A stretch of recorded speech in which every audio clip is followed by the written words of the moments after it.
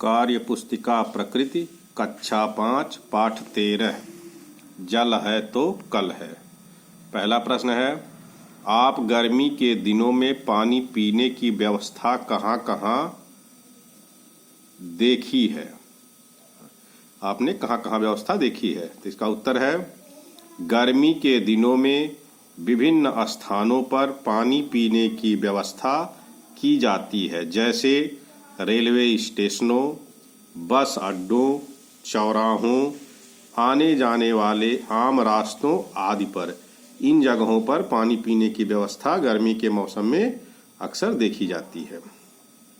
अगला प्रश्न है, सार्वजनिक जगहों पर पहले के समय में पेयजल व्यवस्था और आधुनिक समय में पेयजल व्यवस्था में क्या अंतर है? तो पहले के समय में बड़े बड़े घड़ों में पानी भर कर रखा जाता था। अब वर्तमान समय में घड़ों की जगह वाटर कूलर रख दिए गए हैं। अगला प्रश्न, पानी का उपयोग हम किन किन घरेलू कामों में करते हैं? उत्तर है, खाना बनाने, कपड़ा धोने, साफ सफाई, वाहनों को धोने आदि में पानी का उपयोग किया जाता है। अगला प्रश्न, नीचे कुछ जगहों की सूची दी गई है जहां पानी का उपयोग किया जाता है। उनके अलावा और कहां कहां पानी का उपयोग किया जाता है? जैसे ये दिया है, खेती में, कारखाने में, अस्पताल में, मैदान में।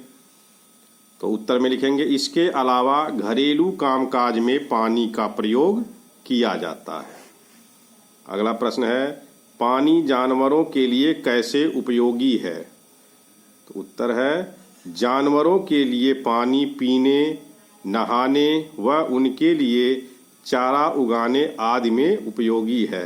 अर्थात इन सब कामों से जानवरों को फायदा होता है, इसलिए पानी उनके लिए इनका सब कामों में उपयोगी है। अगला प्रश्न है, निम्नलिखित में पाई जाने वाली समानताएं और अंतर लिखिए। कुआं और नलकूप। तो दोनों में समानता क्या है? दोनों स्थानों से पानी प्राप्त किया जाता है। अंतर क्या है? कुआं का पानी नलकूप जितना स्वच्छ नहीं होता है, क्योंकि कुआं खुला रहता है, उसमें गंदगी जा सकती है, लेकिन नलकूप में ऐसा नहीं होता है। अगला प्रश्न, निम्नलिखित को सतही जल और भूजल स्रोतों में वर्गीकृत करें। तो ये सब नाम दिए गए हैं, तो इनको बांटना है। तो यहाँ लिखेंगे सतही जल स्रोत और भूजल स्रोत। तो सतही जल स्रोत में झीलें, ग्लेशियर, नदी, झरने, जलाशय, समुद्र, बांध, नहर। और भूजल स्रोत में कुएं और नलकूप। ये इसी में से छांट कर लिखना है। अगला प्रश्न है, प्राकृतिक जल स्रोत और कृत्रिम जल स्रोत में अंतर लिखिए। तो प्राकृतिक जल स्रोत नदी, झरना, झीलें, समुद्र आदि। कृत्रिम जल स्रोत जिसको इंसान ने बनाया है, कुआं, नहर, तालाब, नलकूप आदि। अगला प्रश्न है, भूजल क्या है? उत्तर, जो जल हम जमीन के नीचे से प्राप्त करते हैं उसे भूजल कहा जाता है, जैसे कुआं तथा नलकूप से प्राप्त जल। ऐसे जल को भूजल कहा जाता है। अगला प्रश्न है, भूमि से बाहर जल को हम किससे निकालते हैं?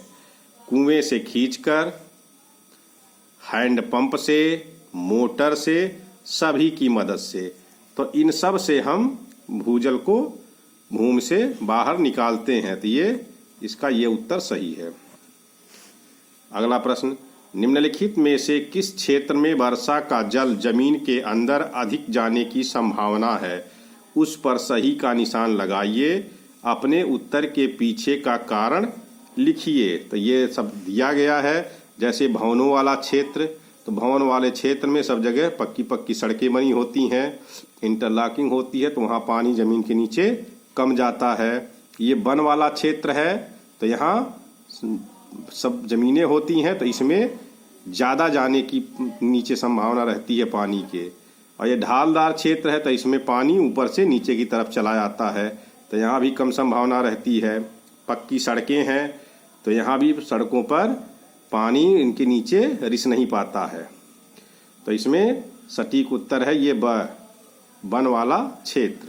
अब उत्तर में लिखेंगे वन क्षेत्र वाली जमीन समतल होती है और कच्ची होती है, जिसकी वजह से सबसे अधिक जल इसी क्षेत्र में जमीन के अंदर जाने की संभावना है।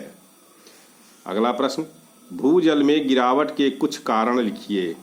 उत्तर है जनसंख्या वृद्धि के कारण पानी का दोहन अधिक होता है, चौड़ी चौड़ी सड़कें बनने से अधिक जमीन का पक्का होना आदि कारणों से भूजल में गिरावट दर्ज की जा रही है। अगला प्रश्न, वर्षा कम होने पर सिंचाई के लिए पानी कहाँ से मिलता है। उत्तर है वर्षा कम होने पर तालाब, नहर, नदियों, नलकूप आदि के द्वारा सिंचाई के लिए पानी मिलता है। अगला प्रश्न है सिंचाई करने के लिए किन किन साधनों की जरूरत पड़ती है। तो किन साधनों की जरूरत पड़ेगी, डीजल पंप, पाइप, फावड़ा आदि की जरूरत पड़ती है। अगला प्रश्न, क्या चावल और बाजरा की फसलों को समान मात्रा में पानी की आवश्यकता होती है। तो लिखेंगे नहीं, चावल की फसल को बाजरा की अपेक्षा अधिक पानी की आवश्यकता पड़ती है। अगला प्रश्न, ऐसी तीन फसलों के नाम लिखिए जिनको अधिक पानी की और कम पानी की आवश्यकता होती है। तो अधिक पानी की आवश्यकता वाली फसल क्या है, धान, गन्ना, मक्का। कम पानी की आवश्यकता वाली फसल सरसों, तिल, चना। अर्थात ये खरीफ की फसलें, खरीफ की फसलों में अधिक पानी की ज़रूरत होती है और ये रबी की फसलें हैं, इनमें पानी की आवश्यकता कम होती है। अगला प्रश्न है निम्नदर्शित में से कौन सा चित्र पानी की बर्बादी को दर्शाता है, उस पर गलत का निशान लगाइए। तो देखेंगे जैसे ये गमले में पानी डाला जा रहा है तो ये बर्बादी नहीं है, यहाँ भी पानी ये स्टोर किया जा रहा है, ये भी बर्बादी नहीं है। यहाँ बच्चे पानी से पाइप द्वारा या अन्य चीज़ों से खेल रहे हैं, कूद रहे हैं, तो ये पानी का नुकसान है, तो इस पर क्रॉस लगा देंगे। ये ब्रश कर रहा है, यहाँ भी ठीक है, ये भी है। अगर पानी खुला रहेगा तो वो बर्बादी है, यहाँ पानी की बर्बादी हो रही है, यहाँ भी, और यहाँ नल खुला हुआ है तो ये भी बर्बादी है। अगला प्रश्न, आप पानी किस किस जगह बर्बाद करते हैं। तो कहाँ कहाँ बर्बाद हो सकता है, नहाने में, कपड़ा धोना, खुले जल प्रवाह विधि से सिंचाई, वाहन धोना आदि। अगला प्रश्न, कक्षा में हुई चर्चा के आधार पर लिखिए कि पानी की बर्बादी रोकने के लिए क्या करना चाहिए। उत्तर में लिखेंगे अपने ज़रूरत वाले कार्यों में ज़रूरत भर पानी प्रयोग करना चाहिए, अनावश्यक पानी को बर्बाद नहीं करना चाहिए। जैसे हम ब्रश करने गए तो टोटी को तभी खोलें जब हमें पानी की ज़रूरत हो। अगला प्रश्न, जल संचय करना क्यों आवश्यक है। उत्तर, भूजल को बचाने के लिए जल संचय करना आवश्यक है। अगला प्रश्न, जल संचय करने के क्या लाभ हैं, क्या क्या लाभ होंगे। भूजल का स्तर बना रहता है, सही है। शुद्ध जल प्राप्त होता है, सही है। मृदा अपरदन कम हो जाता है, सही है। सूखे की स्थिति में मदद करता है, सही है। तो इसमें चारों उत्तर सही हैं।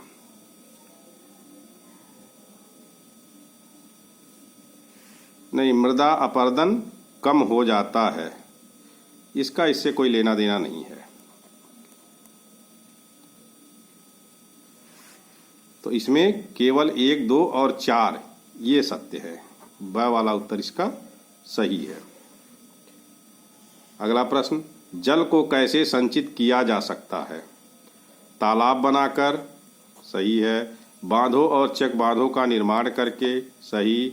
भूमिगत कुएं बनाकर, ये भी सही है। वर्षा जल संचय करके, ये भी, चारों सही है।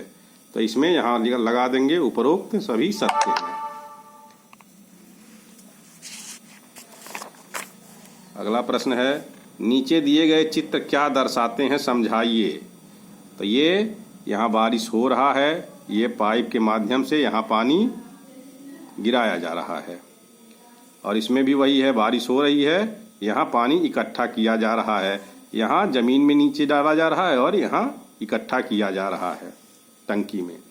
तो अब लिखेंगे, पहले चित्र में बारिश का पानी पाइप द्वारा ज़मीन में ले जाया जा रहा है, जिससे भूजल स्तर बढ़ाया जा सकता है। दूसरे चित्र में बारिश का पानी संचय किया जा रहा है, जिसे साफ सफाई व पौधों के लिए काम में लिया जा सकता है। अगला प्रश्न, प्राचीन काल में जल संरक्षण के लिए क्या कदम उठाए जाते थे। उत्तर, प्राचीन काल में जल संरक्षण के लिए बड़े बड़े तालाब बनाए जाते थे। इस तरह से आप पूरे एक्सरसाइज को कर सकते हैं। अगर वीडियो अच्छा लगा है तो इसको लाइक, सब्सक्राइब और शेयर जरूर करें। धन्यवाद।